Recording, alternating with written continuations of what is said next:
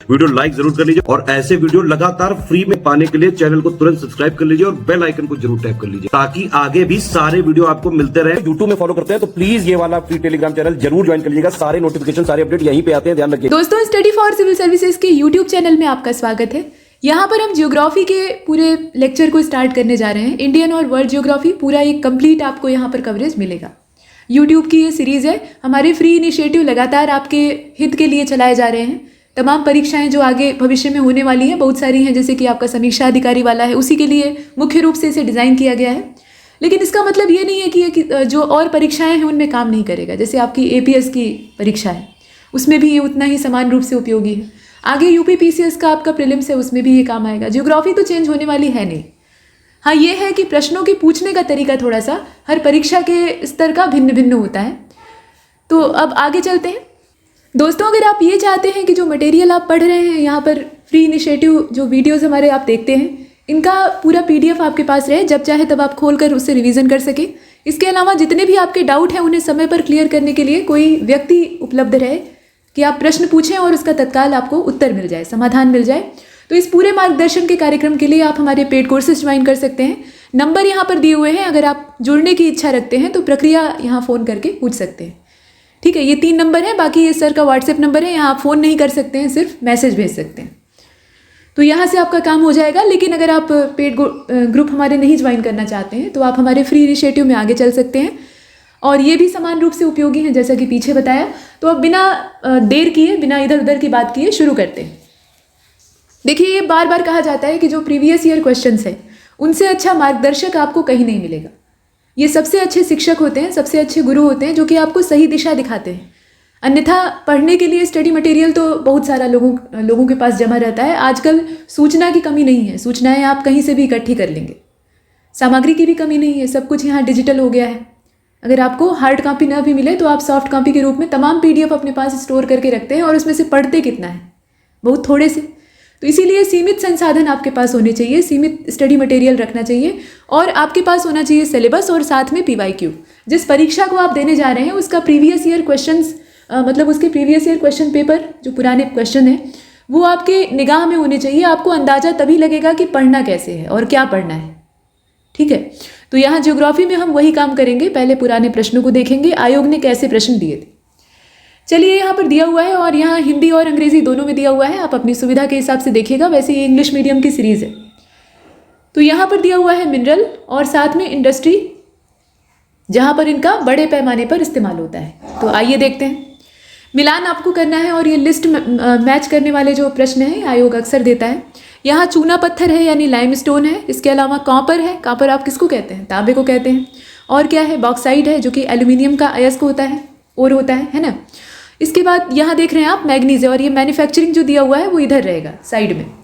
तो मिलान करना था। यहाँ बड़ी बात नहीं है, आप जानते हैं और उत्तर भी दिया हुआ है। ठीक, ये पहले से ही मैच है, इसमें कुछ ज़्यादा आपको परेशान होने की आवश्यकता नहीं है। 1 2 3 4। लेकिन इससे हमें जानने का क्या मौका मिला? हर प्रश्न में ऐसा नहीं है कि आप पुराने प्रश्नों को पढ़ लेंगे तो वही आयोग रिपीट कर देगा। आप रिपीटेड तो नहीं आते या कम आते हैं, उनकी संख्या बहुत कम हो चुकी है। लेकिन आपको एक दिशा मालूम होती है कि लिस्ट मिलान वाले जो प्रश्न हैं वो कैसे आ सकते हैं, किस टॉपिक पर कैसा लिस्ट मैचिंग का जो प्रश्न है वो डिज़ाइन किया जा सकता है। तो यहाँ पर अगर आप मिनरल्स के बारे में पढ़ते हैं तो आपको ये पता होना चाहिए कि भारत में कहाँ कहाँ कौन सा पाया जाता है, उसका उत्खनन होता है। उसके अलावा आपको ये पता होना चाहिए कि उसका इस्तेमाल कहाँ पर होता है। ठीक है, ये सारी चीज़ें आपके पास होनी चाहिए। तो ये हमने देखा। यहाँ पर चूना पत्थर का इस्तेमाल कहाँ पे होता है? लाइमस्टोन का, सीमेंट बनाने के काम में। सीमेंट में आप चूना पत्थर का यूज़ करते हैं। कॉपर का इस्तेमाल होता है इलेक्ट्रिकल जो गुड्स होते हैं, मतलब विद्युत सामग्री जो होती है, बिजली का सामान, उसको बनाने के लिए। बॉक्साइड यानी जो एल्यूमिनियम का ओर है उसका इस्तेमाल एरोप्लेन की मैन्युफैक्चरिंग में होता है और स्टील इंडस्ट्री में मैग्नीज काम आता है। ठीक है, आगे चलते हैं। यहाँ अगले क्वेश्चन को देखिएगा। इसमें कहा गया कि in which of the following states the area under tubewell irrigation is the highest. Tubewell से कहाँ पर इरिगेशन सबसे ज़्यादा होता है? तो अपने यूपी में होता है। ये जग जाहिर बात है, तो आप घिसी हुई चीज़ें हैं, जानते हैं, बहुत बार पूछा भी गया है अनेक प्रकार से। अपने यहाँ ज़मीन का जो भूजल स्तर है यानी ग्राउंड वाटर लेवल है वो ठीक ठाक है, लेकिन अब जो स्थितियाँ हैं मतलब मौसम जिस तरह से बदल रहा है, वृक्षों को हम काटते जा रहे हैं, पर्यावरण में जो बदलाव आ रहे हैं उससे वर्षा की मात्रा या तो बहुत ज़्यादा हो जा रही है या बहुत कम हो जा रही है। तो उन सब के चलते और इतना ज़्यादा हम अपने ग्राउंड वाटर का दोहन कर रहे हैं, बिना मतलब का उसे बर्बाद कर रहे हैं कि ये तेज़ी से नीचे की ओर खिसकता जा रहा है। अदरवाइज़ यहाँ पर ग्राउंड वाटर लेवल ठीक ठाक था, तो इसीलिए ट्यूबवेल वाला काम यहाँ बहुत ज़्यादा होता है और पूरे भारत में ये सबसे ज़्यादा। इसके बाद आगे बढ़ते हैं। यहाँ पर देखिए, आप जब पशुओं के बारे में पढ़ते हैं, एनिमल्स के बारे में पढ़ते हैं, चाहे वो भैंस के बारे में पढ़िए या गाय के बारे में पढ़िए, बकरी के बारे में पढ़िए, तो उनकी प्रजातियों के साथ साथ आपको ये पता होना चाहिए कि कौन सा किस्म पशु की है। ठीक है, अब जैसे भदावरी नाम लिया जा रहा है तो आपको मालूम होना चाहिए कि ये किस पशु की प्रजाति है। अब यहाँ पर भैंस दिया हुआ है, गाय दिया है। अब इसमें ये एक चीज़ ध्यान दीजिएगा, ये लिस्ट पहले से मिली हुई है, इसमें आपको मिलान नहीं करना है, लेकिन आपको ये देखना है कि कहाँ पर गलत मैच किया हुआ है।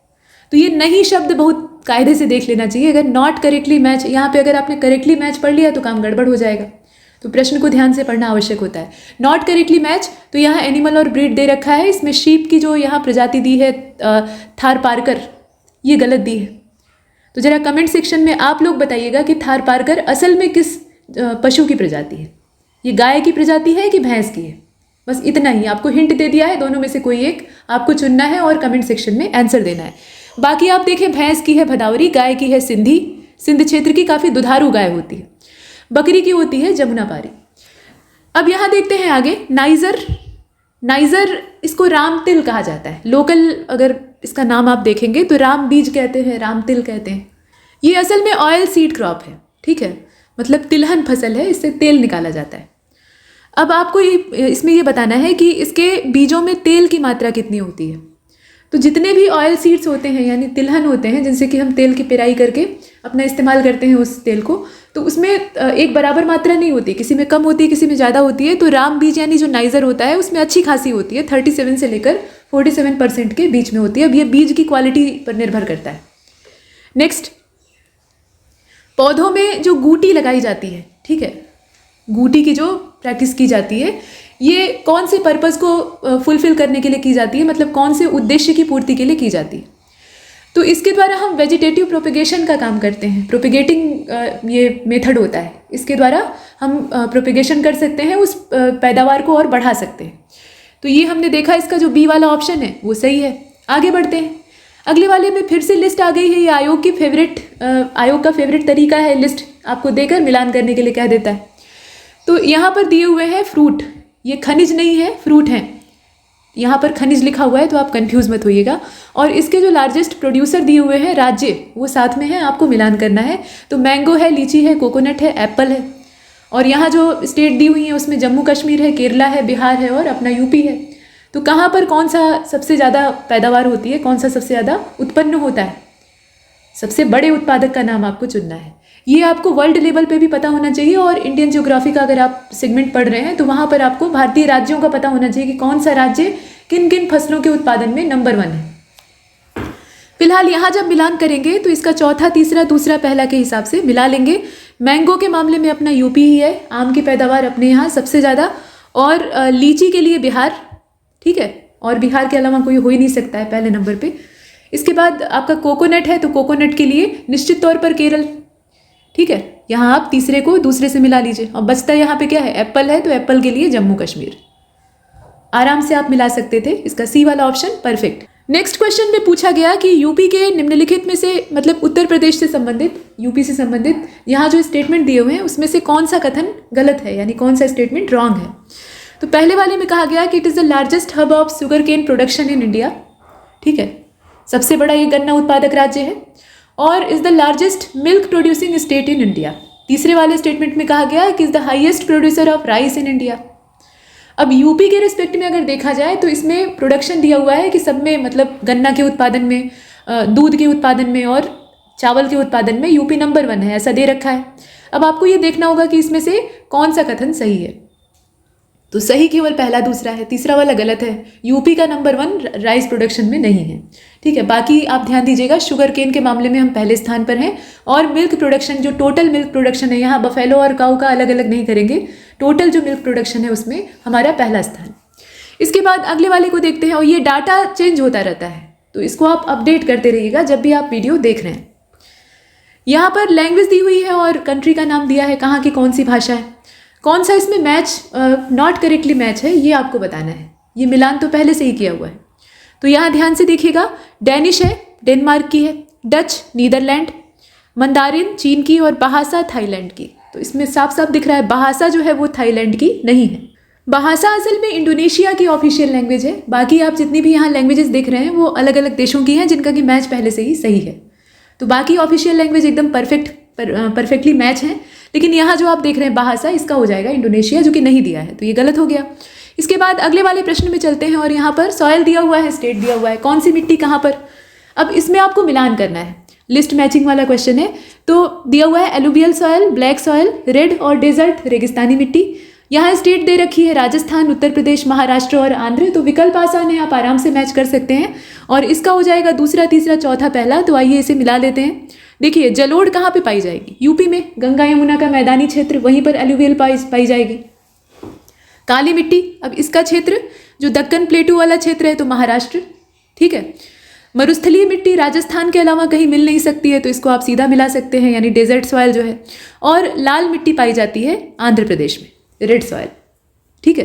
तो इसका बी वाला ऑप्शन परफेक्ट है। आगे बढ़ते हैं, अगले प्रश्न को देखिए। यहाँ पर कहा गया कि धूपगढ़ की चोटी जो है, धूपगढ़ पीक, ये निम्नलिखित में से कौन से राष्ट्रीय उद्यान में पाई जाती है। मतलब इसके चारों ओर एक नेशनल पार्क है, ये कौन सा नेशनल पार्क है ये आपको बताना है। उल्टा भी पूछा जा सकता है, नेशनल पार्क का नाम देकर आपसे पूछा जा सकता है कि यहाँ पर कौन सी पीक पाई जाती है, कौन सी फेमस पीक पाई जाती है। तो ये सतपुड़ा नेशनल पार्क है, ठीक है। सतपुड़ा राष्ट्रीय उद्यान है जहाँ पर धूपगढ़ की चोटी पाई जाती है। तो हर नेशनल पार्क के बारे में जितनी भी खास चीज़ें हैं, खास बातें हैं, वो आपको पता होनी चाहिए। नेक्स्ट, यहाँ पर कहा गया कि कौन सी नदी, कौन सी रिवर यूपी से प्रभावित नहीं होती है। अब यहाँ प्रभावित नहीं होना चाहिए, प्रवाहित होना चाहिए, ठीक है। यहाँ बल्कि अंग्रेजी वाला सही दिया हुआ है कि which of the following river does not flow through the state of Uttar Pradesh. तो अब देखकर बताइएगा, सोन नहीं बहती है यूपी से होकर, हिंडन नहीं बहती है, गंडक नहीं बहती है, या शारदा नहीं बहती है। तो इसमें से गंडक यानी जो सदा नीरा है, ऋग्वैदिक नाम इसका सदा नीरा है, यहीं तक आर्यों ने अपने क्षेत्र का प्रसार किया था। आग लगाते हुए आगे बढ़े थे और सदा नीरा के पास जब पहुंचे थे तो वहां पर इनकी आग बुझ गई थी, ठीक है। तो विदेह माधव की कथा आपने सुनी होगी। तो ये गंडक रिवर जो है ये यूपी से होकर नहीं बहती है, बाकी आप देख रहे हैं सारी जितनी भी हैं वो यूपी से होकर जाती हैं। इसके बाद अगले वाले को देखते हैं, विच one of the following district of Uttar Pradesh does not share border with Nepal. कौन सा जो जिला है उत्तर प्रदेश का वो किस राज्य के साथ या किस देश के साथ अपने बॉर्डर को शेयर करता है, ये पता होना चाहिए।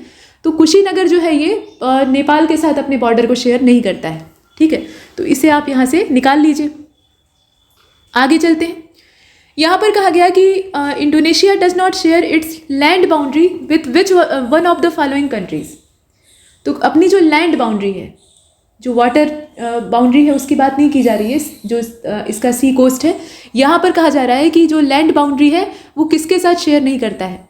तो ब्रुनोई के साथ नहीं करता है, ठीक है, ब्रुनोई के साथ नहीं करता है। यहाँ पर आप ए वाले ऑप्शन को बाहर कर लीजिए। बाकी तिमोर लेस्ते होगा, मलेशिया भी होगा और पापुआ न्यू गिनी भी होगा। किसके साथ भूमि साझा नहीं करता है वो पूछा गया। इसके बाद अगले वाले प्रश्न में कहा गया कि which of the following is not a part of Polynesia. Polynesia क्या है, ये आइलैंड ग्रुप है या ग्रुप ऑफ आइलैंड आप कह सकते हैं। तो इसमें से कौन सा इसका हिस्सा नहीं है, पॉलिनेशिया का हिस्सा नहीं है। पॉलिनेशिया, ओशनिया, इस तरह की चीज़ों के बारे में आपको पता होना चाहिए। अभी जब वर्ल्ड ज्योग्राफी पढ़ेंगे तो उसमें हम डिटेल में देखेंगे। फिलहाल यहाँ पर जो तीनियन लिखा हुआ है इसे आप बाहर कर लीजिए, यही इसका पार्ट नहीं है। बाकी इसका मतलब ये हुआ कि ये तीन है, टोंगा भी है, तुवालू भी है और ताहिती भी है। अब यहाँ पूछा जा रहा है कि निम्नलिखित में से दुनिया में मछली का सबसे बड़ा उत्पादक देश कौन सा है। तो तत्कालीन डाटा के हिसाब से चीन होगा, ठीक है। चाइना को आप इसमें सेलेक्ट कर सकते हैं। और अगले क्वेश्चन को देखिएगा, which of the following island is known as the land of promise.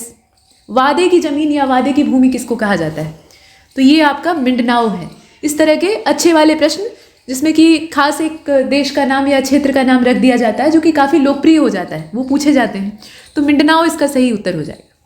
अब यहाँ अगले प्रश्न में चलते हैं और यहाँ फिर से लिस्ट बनी हुई है, लेकिन अच्छी बात यह है कि ये मिली हुई है पहले से, ठीक है। ये मैच है, इसमें नॉट करेक्टली मैच जो है उसकी तलाश आपको करनी थी। तो इसका दो वाला डोमेनिका, डोमेनिका की कैपिटल नहीं है सेंट डियागो, माफ कीजिएगा, सेंट डोमिंगो। सेंटो डोमिंगो भी कहा जाता है और सेंट डोमिंगो भी कहा जाता है। ये असल में डोमिनिका की कैपिटल नहीं है। डोमिनिका की कैपिटल है रूजो, ठीक है, रूजो इसकी कैपिटल है और चीफ टाउन भी है डोमिनिका का। बाकी जितने दिए हुए हैं वो इसमें सही हैं। अब आगे चलते हैं, अगले प्रश्न को देखते हैं। तो यहाँ पर कहा गया कि कौन सा इसमें से जो पेयर बना हुआ है कौन सा नॉट करेक्टली मैच है, जैसे पीछे दिया हुआ था। तो रबर के मामले में थाईलैंड, कॉफ़ी के मामले में मंगोलिया, ऑलिव के मामले में स्पेन और शुगर केन के मामले में ब्राज़ील। ये वर्ल्ड लेवल पर जो नंबर 1 है उनके बारे में दिया हुआ है, लार्जेस्ट प्रोड्यूसर। अब इसमें आपको देखना था, तो इसमें नॉट करेक्टली मैच जो है आपका बी वाला हो जाएगा। कॉफ़ी और मंगोलिया का जो आपस में तालमेल बना दिया है ये गड़बड़, ठीक है, इसे आप बाहर कर लीजिए। इसके बाद अगले वाले क्वेश्चन को देखते हैं। प्रोडक्शन वाला डाटा जो है ना वो हर साल उसमें ऊपर नीचे होता रहता है, चेंज होता है। बहुत सारी चीज़ें समान भी बनी रहती हैं लेकिन काफ़ी कुछ परिवर्तन होता है। तो जो मिनरल और एग्रीकल्चर का डाटा है वो आपको अपडेट करते रहना चाहिए, वो हर जगह आपको काम आएगा।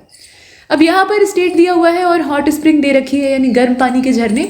तो अपने भारतीय राज्य है, हिमाचल है, ओडिशा है, महाराष्ट्र है और गुजरात है। इसमें कहाँ पर कौन सा गर्म पानी का सोता पाया जाता है, जैसे कि हिमाचल में मणिकर्ण है, कई सारे हैं उसमें से मणिकर्ण है। ओडिशा तप्त पानी, महाराष्ट्र ब्रजेश्वरी और गुजरात नारायणी। अब इसमें से नॉट करेक्टली मैच आपका गुजरात और नारायणी वाला है, तो ये पता होना चाहिए कि नारायणी कहाँ पर है। तो आप ये जो नारायणी देख रहे हैं ना, ये असल में राजस्थान में, इसकी लोकेशन कहाँ पे है, राजस्थान में है। गुजरात में जो हॉट वाटर स्प्रिंग आपको मिलेंगी, या हॉट स्प्रिंग आप कह सकते हैं, सीधा सीधा स्प्रिंग है तो वो पानी की ही होगी, वो तुआ और उनाई है, ठीक है, ये दोनों है। तो यहाँ पर गुजरात और ये नारायणी का ऑप्शन मतलब मैच किया हुआ जो था ये गलत था। इसके बाद अगले प्रश्न में पूछा गया कि कौन सा लौह इस्पात संयंत्र यानी जो स्टील प्लांट है वो नदी के तट पे स्थित नहीं। तो इसमें से भिलाई, ठीक है, ये भिलाई नहीं स्थित है, बाकी सभी हैं।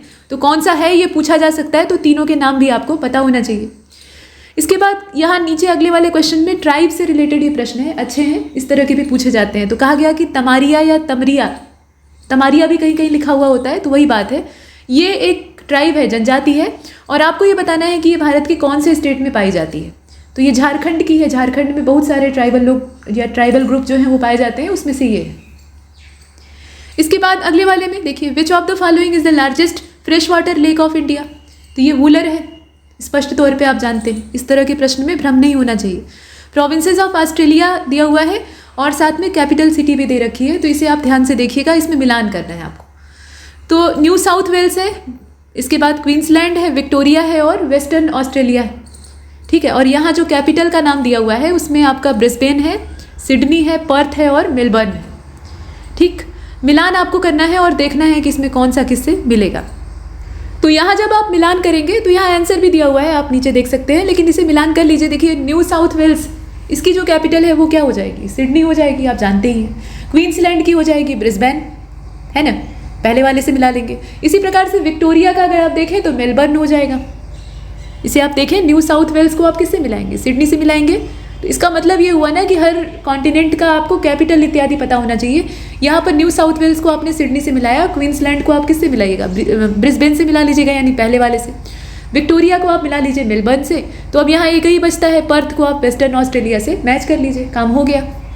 नेक्स्ट यहाँ देखिए, which one of the following coal based power plant is situated in Uttar Pradesh.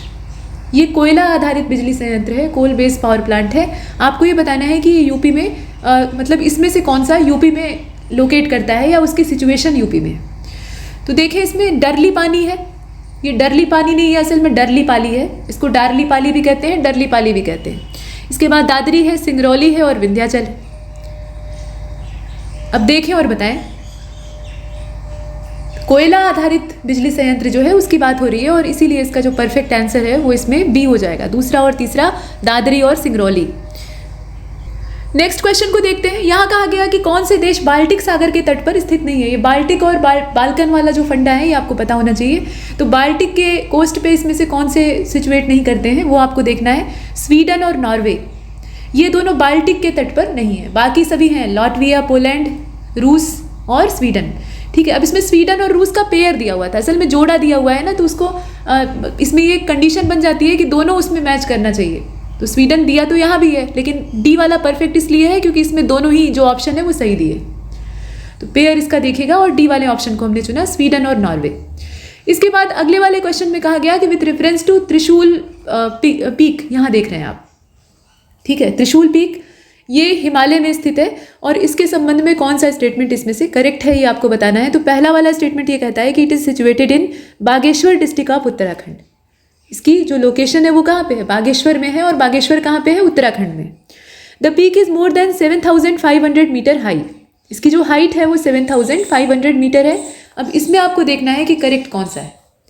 तो केवल इसका पहला वाला सही है, इसकी लोकेशन सही दी हुई है, लेकिन ऊंचाई ठीक नहीं दी है, ठीक है। ऊंचाई इसकी बताइएगा कमेंट सेक्शन में, ये आपके लिए होमवर्क है। यहाँ पर बात किसकी हो रही है, त्रिशूल शिखर की हो रही है। अगले वाले क्वेश्चन को देखें, यहाँ पर पूछा गया, ये आप देख रहे हैं कि कौन सी नदी घाटी बेसिन जो है वो क्षेत्रफल में सबसे बड़ा है, मतलब इसमें से किस नदी का जो बेसिन एरिया है उसका बेसिन जो क्षेत्र है वो सबसे बड़े साइज का है, क्षेत्रफल के लिहाज से देखिएगा एरिया वाइज। तो इसमें से कावेरी का सबसे बड़ा है। यहाँ जो नदियों के ऑप्शन दिए हुए हैं उसमें आप देख रहे हैं महानदी, नर्मदा, ताप्ती और कावेरी, तो कावेरी का है। और पेनिसुलर रिवर होने के बावजूद कावेरी में पूरे साल भर पानी बना रहता है, क्योंकि ये दोनों ही मानसूनों से एक तो वर्षा प्राप्त करता है। इसके लिए जो भौगोलिक दशाएं हैं वो काफ़ी अनुकूल हैं। इसके बाद अगले वाले क्वेश्चन को देखते हैं। यहाँ पर गंगा रिवर के बारे में कहा गया है कि ये यूपी में कौन से डिस्ट्रिक्ट से एंटर करती है। उत्तर प्रदेश में ये प्रवेश करती है। इसका उद्गम उत्तर प्रदेश में है नहीं, पहले था, लेकिन उत्तराखंड के अलग होने के बाद इसका जो उद्गम स्थान है गंगोत्री हिमनद, वो कहाँ पे, उत्तराखंड में। तो वहाँ से मैदानी इलाके में एंटर करती है हरिद्वार में, लेकिन यूपी में कहाँ से प्रवेश करती है, तो बिजनौर से, ठीक है। इसका जो प्रवेश है यूपी में वो बिजनौर से होता है। अगले वाले में कहा गया कि बलकाश झील जो है ये कौन से निम्नलिखित देशों में से किस में स्थित है। तो बलकाश झील जो है इसकी लोकेशन है कजाकिस्तान में, ये आपको पता होना चाहिए। अब यहाँ इंस्टीट्यूट दिया हुआ है, लोकेशन दी हुई है, सब मिलान पहले से किया हुआ है, नॉट करेक्टली मैच कौन सा है सिर्फ इतना आपको देखना है। तो national centre of organic farming ये गाजियाबाद में है, ऐसा दिया हुआ है। Indian Institute of pulse researches ये जो है ये दलहन शोध संस्थान कानपुर में है, इसकी location. Indian Institute of vegetable research ये दिया हुआ है गोरखपुर, और यही वाला गलत है, साफ साफ देख के मालूम हो रहा है ना, आराम से आप पकड़ सकते हैं। बाकी Indian Institute of sugar Cane Research ये लखनऊ में है, इसमें कोई संदेह नहीं। तो जितने भी संस्थान हैं उनकी लोकेशन आपको पता होनी चाहिए।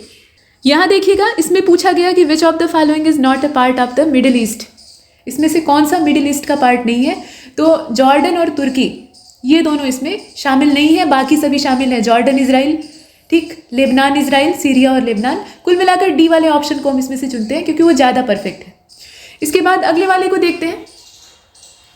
कहा गया कि पाकिस्तान में ग्वादर पोर्ट जो है ये किस प्रांत में स्थित है, कौन से प्रोविंस में है पाकिस्तान के, तो ये बलूचिस्तान में पड़ता है, ठीक है। इसकी लोकेशन कहाँ पे है, बलूचिस्तान में है।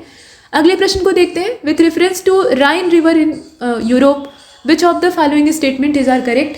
तो इसमें ध्यान से देखिएगा, दो ही स्टेटमेंट है। पहले वाले में कहा गया कि राइन रिवर जो है ये नॉर्थ जर्मनी की जितनी भी इंडस्ट्रियल एक्टिविटीज़ होती हैं उनके लिए काफ़ी अच्छा मार्ग उपलब्ध कराती है, मतलब ये सबसे इंपॉर्टेंट पथ है उनके लिए, यहाँ से आवागमन होता है, ट्रांसपोर्टेशन होता है। रॉटरडैम का जो पोर्ट है, बंदरगाह है, ये राइन के एकदम मुहाने पे स्थित है। तो अब आपको ये बताना है कि इसमें से करेक्ट कौन सा है। तो इसका जो करेक्ट आंसर है वो इसमें सिर्फ बी वाला हो जाएगा, दूसरा वाला सही है, पहला वाला गलत है, ठीक है। रॉटरडैम का जो बंदरगाह है ये राइन के मुहाने पे स्थित है। इसके बाद अगले वाले क्वेश्चन को देखते हैं। यहाँ पर कहा गया कि with reference to the Galapagos, ठीक है। गैलापागोस असल में है क्या, ये आइलैंड है और कई सारे आइलैंड्स का ये ग्रुप है, ये कहा जा सकता है, और इसकी लोकेशन है पैसिफिक ओशियन में। तो अब इसके बारे में आपको बताना है कि कौन सा स्टेटमेंट इसमें सही है। दो ही दिए हुए हैं। पहले वाले में कहा गया कि they are form due to volcanic activity, कोई बड़ी बात नहीं है, बहुत सारे द्वीप हैं प्रशांत महासागर में और सभी मतलब उसमें से अधिकतम जो है वो ज्वालामुखी विस्तार से प्राप्त हुए हैं। इसके बाद कहा गया कि they are part of South American nation Peru, ये पार्ट या हिस्सा माना जाता है साउथ अमेरिकन राष्ट्र का जिसका नाम है पेरू। तो अब इसमें देखकर आपको बताना है। तो गैलापागोस असल में ज्वालामुखी विस्तार से ही पैदा हुआ है, ज्वालामुखी उद्गार से वहाँ एक छोटी सी जमीन बन गई मतलब समुद्र के बीच में, तो एक द्वीप का रूप ले लिया, आइलैंड का रूप ले लिया। तो पहला वाला तो सही है, दूसरा वाला गलत है। इसके बाद अगले वाले क्वेश्चन को देखते हैं। यहाँ कहा गया कि अफ्रीका की जो विक्टोरिया लेक है उसके रिस्पेक्ट में आपको देखना है कि जो दो स्टेटमेंट है कौन सा सही है। तो कहा गया कि ये जो लेक है ये 4 अलग अलग नेशन जो है या कंट्री है उनसे सराउंडेड है, घिरी हुई है। It is situated in African rift valley. इसकी जो सिचुएशन या लोकेशन है वो अफ्रीकन रिफ्ट वैली में, तो लोकेशन दी हुई है, साथ में जो इसकी चारों ओर से घेरे हुए देश हैं उन्हें दे रखा है। तो अब इसमें आपको बताना है विक्टोरिया लेक के बारे में, तो केवल दूसरा वाला सही है, ठीक है। ये 4 देशों से घिरी हुई है, ये स्टेटमेंट गलत है। तो अब आप कमेंट सेक्शन में बताइएगा कि कौन कौन से देश इसके साथ बॉर्डर अपना लगाए हुए हैं। इसके बाद अगले वाले को देखते हैं। यहाँ कहा गया कि अलास्का के रिस्पेक्ट में बताइए कि 2 स्टेटमेंट जो दिए हैं उसमें से कौन सा सही है। तो कहा गया कि it is the oil producing state of United State of America और it was purchased from Russian in 1867। रूस वालों से या जो रशिया के लोग हैं वहाँ से इन्हें खरीदा गया था अमेरिका के द्वारा, और ये समय था 1867 का, अमेरिका ने इसको खरीद लिया था। तो कुल मिलाकर बात हो रही है अलास्का की। दोनों ही इसमें सही है, दोनों ही इन्फॉर्मेशन परफेक्ट है, कोई भी गलत नहीं है। तो आप बोथ को चुन लीजिए, सी वाले ऑप्शन को हमने चुना। नेक्स्ट यहाँ देखिए, central institute of medicine and aromatic plants is situated at which of the following. तो लखनऊ में है, इसमें कोई मतलब बहुत ज़्यादा माथापच्ची की आवश्यकता नहीं है। और ऐसे प्रश्न जो है इसमें अगर आप पता रखते हैं, जानकारी रखते हैं, तो आप आराम से कर लेंगे। नहीं पता है तो पक्का गलत करके आएंगे।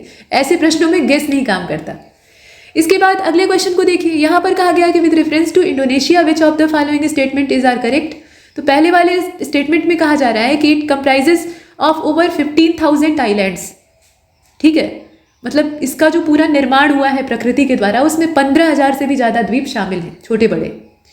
और दूसरा स्टेटमेंट ये कहता है कि it has over 150 active volcanoes. चूँकि ये बहुत सारे टापुओं से बना हुआ है, बहुत सारे आइलैंड से बना हुआ है, तो वॉल्केनिक एक्टिविटी यहाँ स्वाभाविक है और उसी के नतीजे से इसका निर्माण भी हुआ है ना। तो यही कहा गया कि इसमें 150 से भी ज़्यादा सक्रिय ज्वालामुखी हैं, ऐसा। दोनों सही है। यहाँ अगर आप नंबर एकदम परफेक्टली ना भी जानते हो तो भी आप आराम से गेस कर सकते हैं कि बहुत सारे द्वीप तो है ही हैं। अब एग्जैक्टली 15,000 हैं कि 14,000 हैं ये गिनने की आवश्यकता नहीं है, इतना इसमें बारीकी से नहीं पूछा जाता है। इसमें एक रफ आइडिया अगर आपके पास है तो आप आराम से कर लेंगे। और चूंकि द्वीप इतने ज़्यादा है तो निश्चित तौर पर वॉल्केनिक एक्टिविटी वहाँ हुई होगी, तो 150 से ज़्यादा सक्रिय ज्वालामुखी संवेदनशील क्षेत्र है, सी वाले ऑप्शन को हमने चुना। इसके बाद अगले क्वेश्चन को देखिएगा, और अगले क्वेश्चन को देखने की नौबत नहीं आएगी। अब इसके बाद हमारा जो थ्योरी वाला काम है वो शुरू होता है। तो टेबुलर फॉर्मेट में पहले हम 28 स्टेट्स और जो 8 यूनियन टेरिटरीज हैं उनके बारे में देखेंगे, मतलब स्टेट देखेंगे, साथ में कैपिटल देखेंगे, वहाँ पे नंबर ऑफ डिस्ट्रिक्ट कितने हैं वो देखेंगे, एरिया वाइज कितना फैलाव है वो सब देखेंगे, और टोटल इसका जो परसेंटेज है मतलब पूरे कंट्री के एरिया में, तो परसेंटेज वाइज इसको देखेंगे कि कितना परसेंट ये पूरे देश का कवर करता है। तो ये सब काम अगले लेक्चर में होगा। इसमें हमने PYQs पे प्रैक्टिस की और सिर्फ ये आइडिया लिया कि प्रश्न कैसे पूछे जाते हैं। यही प्रश्न पूछे जाएंगे ऐसा बिल्कुल नहीं है, लेकिन आपको एक अच्छा अंदाजा लग जाएगा कि प्रश्न किस टॉपिक पर कैसे पूछे जा सकते हैं। तो आगे से हमारा पढ़ने पढ़ाने का काम चालू रहेगा, बने रहिए हमारे साथ। तब तक के लिए नमस्कार।